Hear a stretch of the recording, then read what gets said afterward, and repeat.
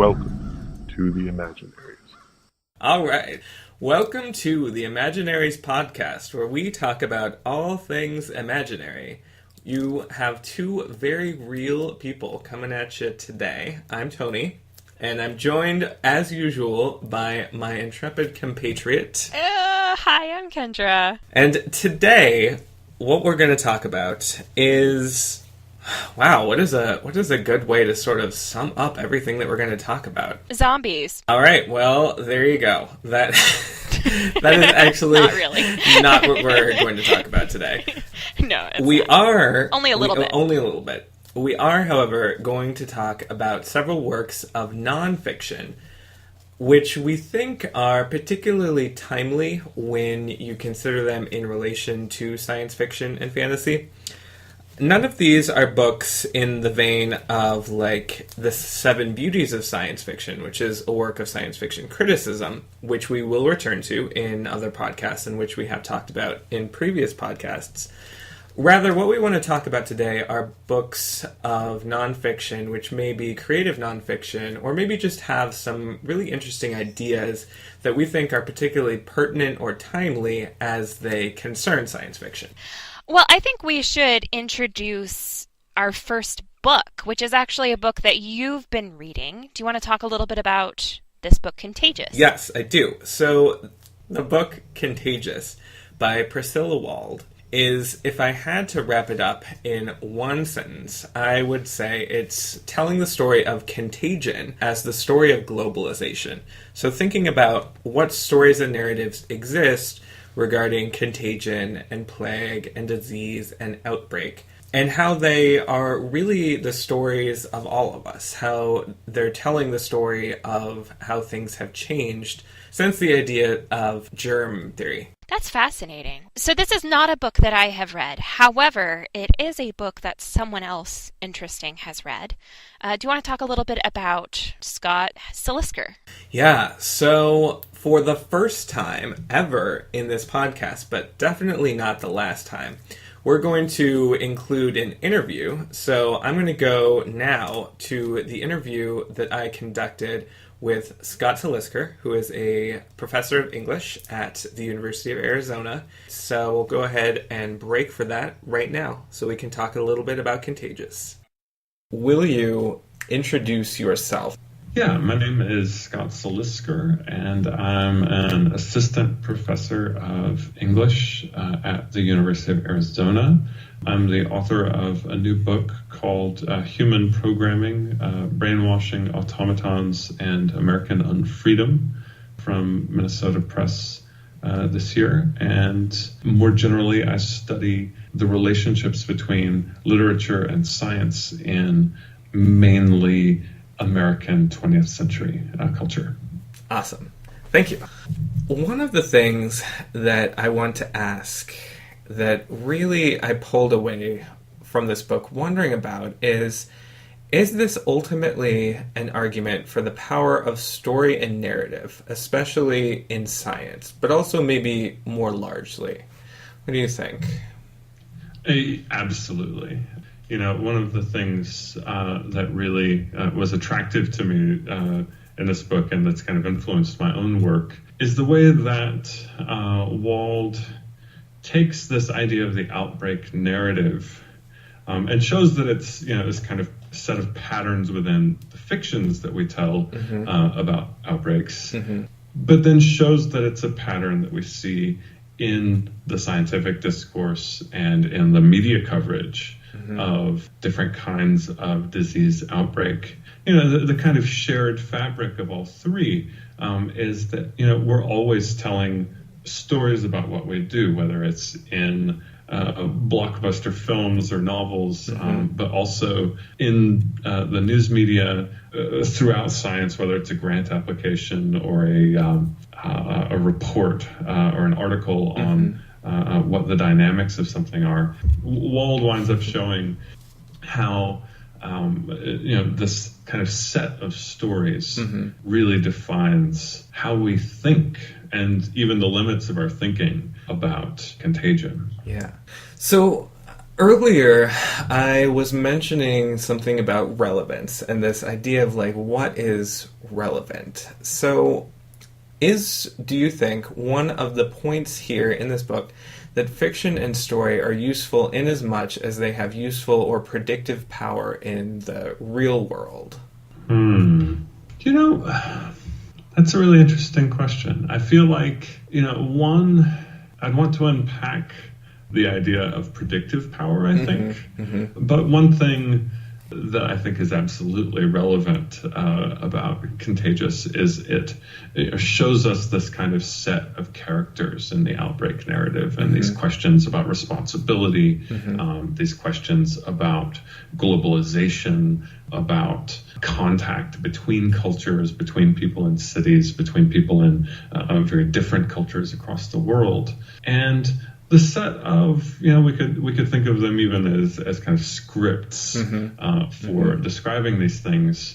I think Wald's book shows that there will still be variations and developments in them, but that a lot of the patterns will be the same. So, the book begins by talking about SARS from around the time or a little bit earlier than the book came out. It ends with AIDS, but certainly Zika is a contagious disease that we're telling stories about globalization with, right? We're telling stories about the global north and the global south, about modernization, and there's news coverage too about people who are suspected of bringing it into the country in various ways, and a set of questions about kind of quarantine or separation from the possibility of that disease coming here.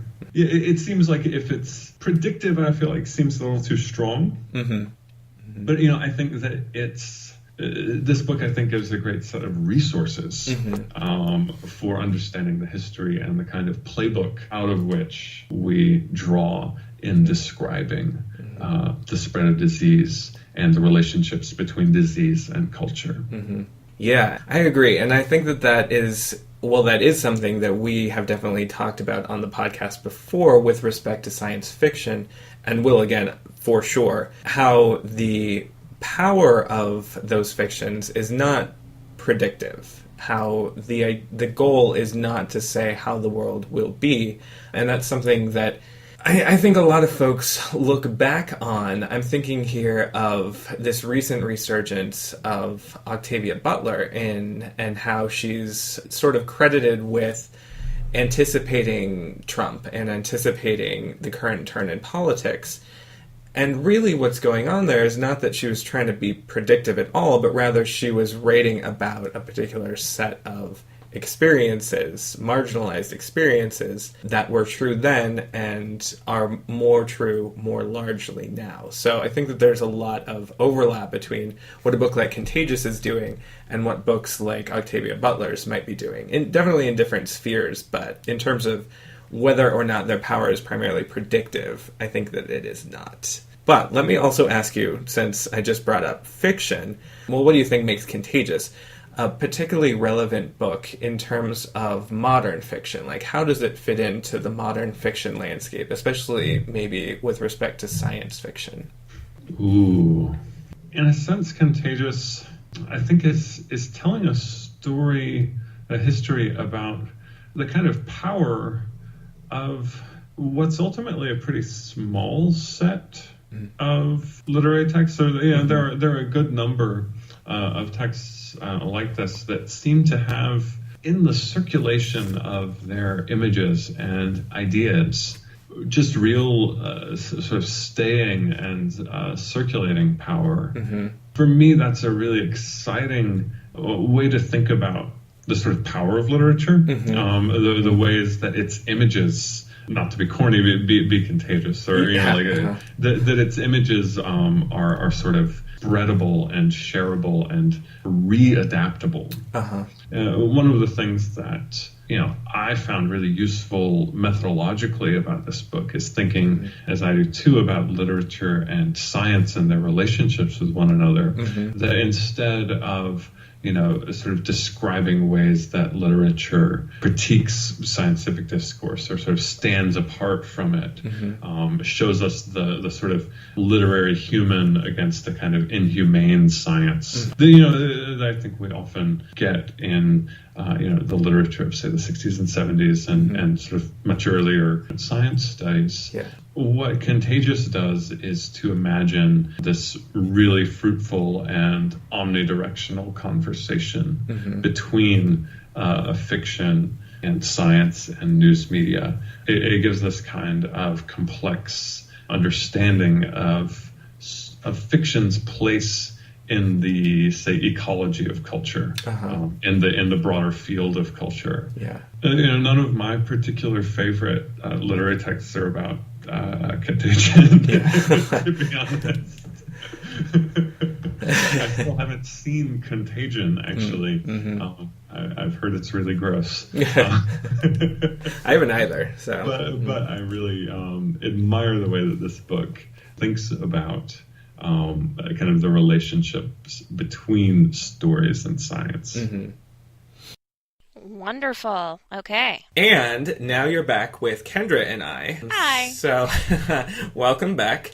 We're going to talk a little bit more about the book Contagious before we think about some of those other nonfiction titles that we want to bring up. So, there are just a couple of things that I want to talk about. One thing that I want to say about this book is that it is large. There are lots of ideas. Me talking about it for 5 or 10 minutes is not going to give you a good sense of what this book is about. I would absolutely recommend going to pick it up.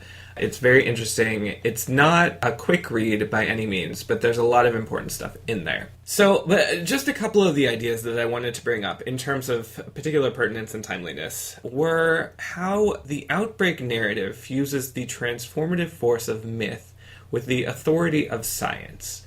One of the big ideas that's in this book is the idea that science and story kind of feed back on one another and are really kind of operating according to similar precepts. What did you think of that? Well, I actually think this is a question which opens up all sorts of possibilities for plague literature in general, plague literature, plague film, and that can range from anything like Contagion, the film, not to be confused with Contagious, the book, and The Walking Dead, and something like World War Z, which is getting a sequel this next year. So you have everything from a film like Contagion, which pretends to be scientifically accurate, and it really does try pretty hard to show how an outbreak might really unfold if it was deadlier than smallpox.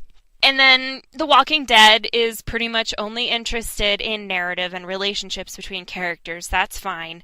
And then World War Z uses the cloak of scientific accuracy and as a conceit in order to get to what it's really interested in, which is fast zombies building towers out of their own bodies in order to scale walls and take down skyscrapers. And so I think when we talk about plague literature and we talk about contagion literature of all kinds, we need to look at how science is being used or facilitates other things in the plot, because so often it's either a tool or it's the entire point of the text. So Contagion, the film, it's the point of the text. World War Z, it's the tool. The Walking Dead makes allusions to it, but is mostly concerned with other things. So there's always some sort of relationship with actual science, with hard science, with research, with CDC protocols, etc. But it doesn't always manifest the same way. And I think really what's most interesting about the scientific accuracy conceit is that it says a lot about what we're afraid of, really, what's really driving the plot. And so scientific accuracy, I don't know. What are you thinking? I'm thinking that I chose this quote originally, and I didn't think this when I chose it, but reflecting on it now, one of the reasons why I found this book so interesting for us as a thing to talk about in the context of this quote is that it's really sort of giving us permission to see the outbreak narrative, to see the plague narrative as within the province of science fiction. Because even if you're talking about something like, I don't know, World War Z, which I have not seen the movie, I have not read the book, but I'm thinking specifically of the movie here. Like, there's probably not a lot of science fiction going on there. Like, you know, you don't necessarily want it lumped in there, but what gives you the permission to do that, if you want to, is that it's part of this body of literature, this body of text that grows out of this idea of an outbreak narrative. That because the outbreak itself has become, or was co-written as both story and science fiction can therefore possess, if it wants to, any outbreak narrative, no matter how far-fetched it is. Oh, I love that idea. Because, like, even if it's zombies, you know, and there's nothing else scientific to it whatsoever, the idea that you have disease or contagion that can be communicable, can travel, can infect others, can move outward, whatever, I don't know what it is, like, that is foundationally scientific. Therefore, you are dealing with a scientific concept, and it can be science fiction. Yeah, absolutely. And actually, that's a fantastic sort of starting point for another discussion about epidemic and plague literature that I have been thinking about a lot, and that's that epidemic literature models what it creates, in a sense, or its content is its form, in that, you know, epidemic films and literature go through lots of cycles in popularity like every other genre, you know, fairy tale reimaginings, World War II period pieces, things obsessed with the desert in Arabia, etc.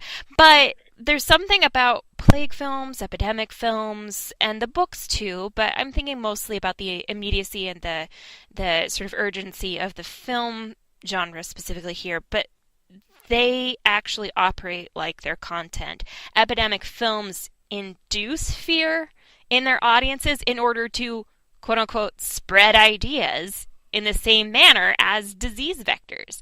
And so the books operate, I think, differently. The films operate differently from any other genre that's out there. Fairy tale books and films don't necessarily want to transform your life into a fairy tale. They don't work on you and, you know, recreate the fairy tale affect in your life necessarily to the same extent that a plague film actually shapes your behavior in the real world and shapes the way you think about the real world on a conscious level. Like, you walk out of a film like Contagion or a film like World War Z and you're like, I am never touching the same handle as everybody else. I am never taking public transit. I am never getting stuck in a traffic jam. Right. I am running for my life at all times. Yes. And that's interesting to me. Mm-hmm. Yeah, that is interesting. And one of the things that Priscilla Wald talks about in Contagious is the history of contagion, and not just of plagues and diseases and outbreaks and so forth, but the idea of contagion as something that can be spread. And she traces it back to, like, ideas and ways of thinking, and how those were once upon a time contagious, or considered to be contagions. They were contagious because you had people moving around. And I'm paraphrasing horribly here, but I think you get the idea. I do. I think I just love this notion of, like, the real world implications of contagion and epidemic literature being to create a disease of thought, in essence, perhaps without the negative implications of actual disease. Right. And Wald also makes the point that while the way that you spread disease is by coming in contact with new people, by, you know, going to new places, so on and so forth, that's also, like, the opposite of that is hermitage. Like, you don't save yourself in any meaningful capacity by shutting down and shutting off from everyone. Like, this idea of contagion is one that can't really be considered solely based in disease as an essential concept that is bad. Sure. And I think, actually, you touched on something which I find equally fascinating, which is that contagion literature specifically cultivates in us a fear of the new, which in a lot of cases can translate to equivalents of the Western fear of displacement, of occupation, of globalization. And I think about the scenes in Contagion, the film, the scenes in World War Z. World War Z, the film, is specifically very Western-centric. I know that the book is different, and actually I would point out that the book doesn't make fast zombies a thing. It doesn't have a narrator even. It's just a collection of interviews with people who had some sort of firsthand experience with or expertise on the disease, the contagion, the plague, that they're dealing with. It's much more close to this rigorously scientific science fiction end of the spectrum than the film. The films specifically have a unique placement as Hollywood artifacts in that they recreate visually our fears of the other and the new. And so in films like Contagion and films like World War Z, you're seeing a lot of the disease coming from abroad, specifically from areas where you have people who are not white. I don't think that's a coincidence. Now, Contagion, at least, does a lot of work to kind of de-localize the fear from any one people group and spread out its characters and everything, but it's still a pretty white film, and World War Z is an exclusively white film. So, what does Contagious, the book, and your sort of dialogue tell you or inform you about this fear of the other and how it plays in? Yeah, well, there's just one concept that I want to quote here, which Wald herself quotes in Contagious, and that is the idea of medicalized nativism. And what that is, quoting directly here, how the stigmatizing of immigrant groups is justified by their association with communicable disease. So not only othering the other, not only creating the other, but doing it in a way that's backed up by medical and scientific authority, by saying these people are other because they are from this area, or because they look like this, or because they have this in their histories, and therefore, for whatever suite of reasons, they are dangerous. This seems to definitely have resonances with racism in the American South after and during desegregation. That's probably just one example of it. I'm also thinking about what happened in South Africa after apartheid came down. But this notion that we don't want to share the same toilet with people of color because they carry different diseases. There's a certain association between lowliness of character and the color of one's skin and the communicability of both social as well as moral and medical problems. And I don't know, that seems so inherently and obviously wrong that today I find it hard to understand where that comes from, but I know this was an intrinsic part of white America's perception of people of color for a really long time, and it has been in other countries as well with a white and a non-white demographic mix. So... And I think taking this back to science fiction, this idea is so entrenched that, for example, new diseases are going to come out of Africa, or they're going to come out of Southeast Asia, or they're going to come out of the Amazonian basin. Like, these are just such established ideas at this point that we don't even look at those when they happen in works of science fiction and think, unless we know to think, that this is... That's a real colonialist, Yeah, right. There's nothing inherently problematic about this assumption that there's a difference between us and them, between here and there, that bad things only come from there and they never come from here. Yeah, it's the exoticization of medical principles, in essence. I don't know. I find that probably the most uncomfortable proposition, perhaps also the most accurate one, and those two feelings that I have, that it's accurate and that it's also discomforting, I think those are related. The book Contagious seems to strike really close to home in terms of how it approaches that conversation. Agreed. Well, if you don't mind, and I want to make sure that we get to some of the books that you want to bring up, because I don't want to make it all about Contagious. I'm gonna swing it right over to you. What book do you want to talk about first? Which book do I want to talk about first? Okay, so I'm going to talk about 3 books today of nonfiction that I've been reading and their relationship with the imaginary, whether it's science fiction or something else, but in most cases it's straight up science fiction. The first book I want to talk about is Uranium by Tom Zoellner, and this is essentially the natural history of the periodic element uranium, how it has been used, manipulated, monetized, industrialized, the whole shebang. Most of the book is really concerned with mining it specifically for nuclear purposes, nuclear proliferation purposes. A lot of it also has to do with our understanding of uranium as something new, something imaginary, something enriched by science fiction. And Zoellner draws some pretty straight and concise lines between H.G. Wells and various other authors of the golden age of science fiction and our specific uses of uranium in the present day.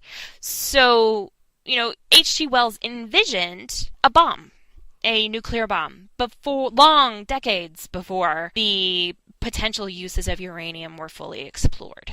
And so H.G. Wells, yes, he was visionary, but he might also have directly shaped what happened with this quote-unquote new element once it was discovered. And he draws these lines by demonstrating that various people involved with the research on uranium, the early research, Marie Curie and her husband and her daughter and her son-in-law and various others down through the years, as well as the people involved in the Manhattan Project and its predecessors at home and abroad, they all read H.G. Wells. They all knew about this text, about the nuclear bomb, essentially, that he had written. And they were all inspired as young people by Wellsian literature, whether written by Wells or by one of his many imitators. There's a whole body of literature that's been inspired by Wells. So I find this book fascinating, especially because nuclear armament is back on the table in modern America. Well, the problem with his comment is that we already have more nukes than anybody else, at least that we know of. We have a very deeply rooted and firmly established infrastructure for creating nuclear bombs. We've done all the research that needs to be done, essentially. We blew up half of Nevada in order to get that research and polluted enormous swaths of western United States and Canada and even sections of Russia with our many, many tests. When we talk about books that have a very real application, a very real contribution to make to the current conversation about politics in America, about science fiction and its relationship to politics and industry in America, we need to talk about this book by Tom Zoellner. There are things that it leaves out. He essentially doesn't touch on the large-scale consequences of the nuclear testing, both in the United States and elsewhere. So he doesn't talk about, what happened with the downwinders in Utah or anything. He does talk about Marie Curie and her sad end. It's really the most that we get in terms of the toxic elements. What uranium does give us, though, is the uranium industrial complex. And the understanding that when we talk about nuclear armament in America, we're talking about something that moves a lot of money. People will get rich off of Donald Trump's comments, and people will become very poor based on Donald Trump's comments. We've seen it with his conversations about Boeing, and we've seen it now in the conversation about uranium. I bet uranium prices have spiked this week. So that's the first book. I definitely think, as someone who picked it up just on a whim, that this was a fantastic book just to kind of add to your collection of to-read books. You don't necessarily need to read it today, but it's going to be of importance for a while. The second book I wanted to talk about is Hidden Figures by Margot Lee Shetterly. And the reason why I want to talk about this is, as you know, the book has been adapted for film, and it comes out Christmas Day in certain theaters in the United States, and then it has a wide release in January for everywhere. I picked up this book because I watched the trailer. I don't know if it was a full year ago or not. It feels like it, and I cried immediately, and it just was wonderful. It is the story of these African American women computers who worked for NASA and essentially plotted orbital flights and helped create the foundation for a safe and successful space program. It's not well-known history. It is definitely pulling from personal histories and personal interviews and personal connections that Margot Lee Shetterly has that not a lot of people do. But she fascinatingly grew up in a town which most of the people there work for NASA, and most of the people there are African American or people of color. She had no notion of this widespread problem we have in America, which is that people of color can't get good jobs or are often shut out of engineering positions and science as a field. So she grew up under the understanding that if you are Black in America, you become a NASA engineer. And so she has this spark of understanding and wisdom and passion for the story that not a lot of other people necessarily have access to. And so she knows a lot of these women now. She at least lived in the same neighborhood as a lot of them. And she painstakingly reconstructs their lives, how they got to work for NASA in the first place, and then how they shaped NASA's future once they were there. Oh man, it's such fascinating information.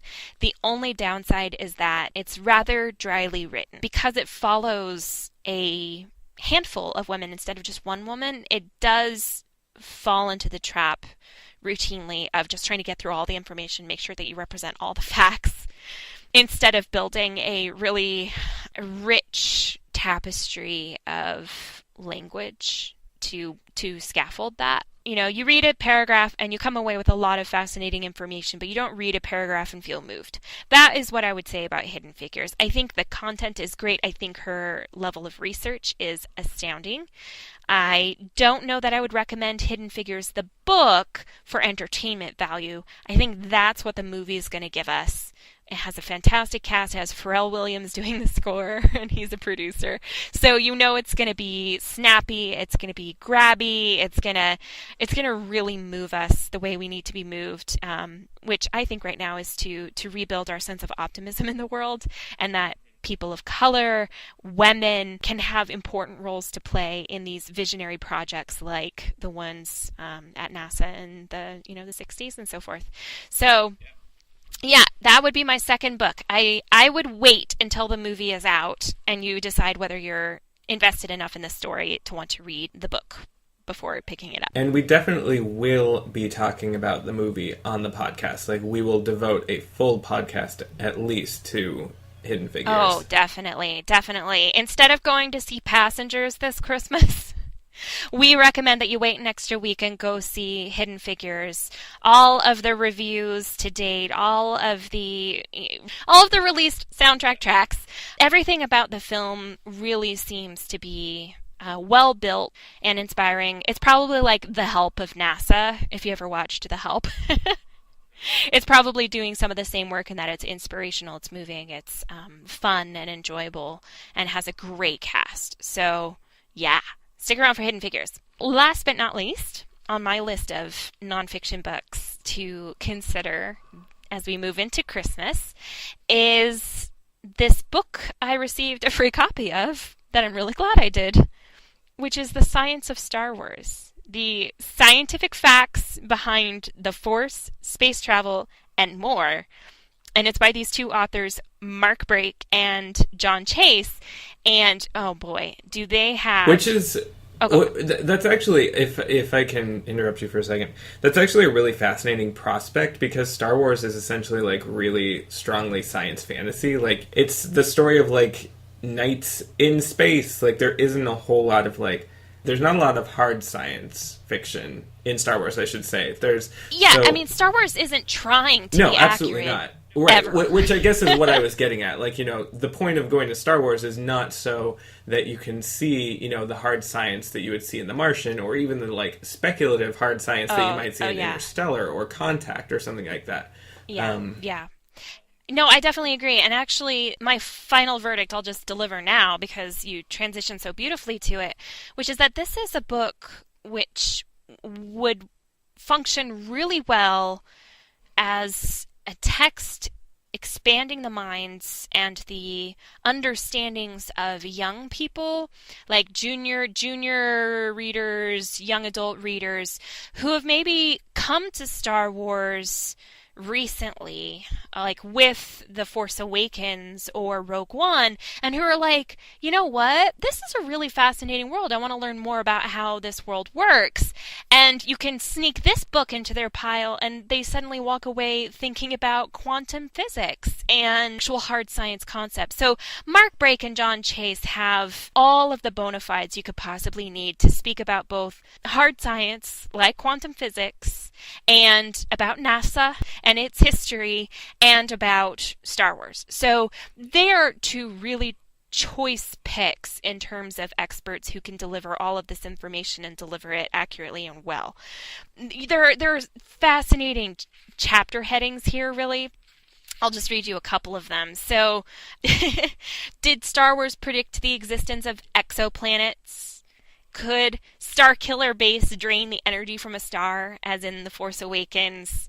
How long ago and how far away? Stuff like that. And it talks about aliens, technology, space. Could we ever become Jedi? How does Watto manage to stay aloft on those funny little wings? Struggling with stormtrooper uniforms in battle. Is that why they're such terrible shots? Is the Empire watching you?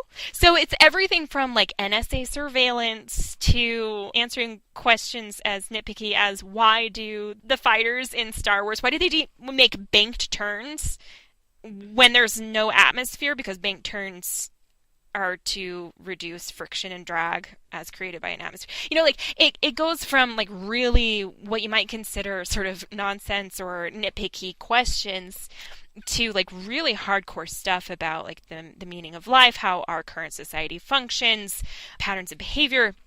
And so instead of actually answering their questions, I think they made a really smart choice in that they use the questions as a platform to launch into larger discussions about related science, related hard science, and its development and how it can be applied to our lives. So each chapter is super short. It's a comfortable, bite-sized piece of information that you can absorb, especially if you're a young person and you're, maybe reading it on the commute to school or something like that. So I think of all of these three books, the one that is the most giftable, like that I would say, hey, here's a book for you to read, would be The Science of Star Wars. The book with the most to say about our current political climate would be Uranium, and the book that the most people are going to read this holiday season is Hidden Figures. So that's kind of my trio of nonfiction reviews and recommendations for the upcoming weeks. Did you have any nonfiction or any thoughts about any three of those? Would you read any of those books? Oh, absolutely. Obviously, I'm excited for Hidden Figures. I want to see the movie very much. I know you've been talking to me about Uranium for a while, so that is something that I'm interested in. And this Science of Star Wars book, I remember the science of whatever science fiction property was a thing that happened for a while. Like, I definitely remember seeing the science of Star Trek, like, back when I was a kid. So I want to say going back, like, 15 or 20 years. And I know that others exist, too, which honestly makes more sense to me. You could get Star Trek fans who are actually really interested in, like, how some of the near future technology in Star Trek works, and some of it is obviously, like, completely out there, but some of it could have scientific explanations. I've never read it. I'm sort of like going way out on a limb here, but it sounds like the science of Star Wars is doing some more interesting things than just trying to explain the technologies and the sciences that we see on screen. So, yeah, very interesting. Oh, yeah. I think it's a great bridge text. So it probably fills the same void, or at least bridges the gap between a fictional text that we love and are nerdy about and hard science that maybe we could turn into a career if we're that interested in. So it's a transitional text for sure. And Hidden Figures, on the other hand, is like a transition out of the nerdy thing.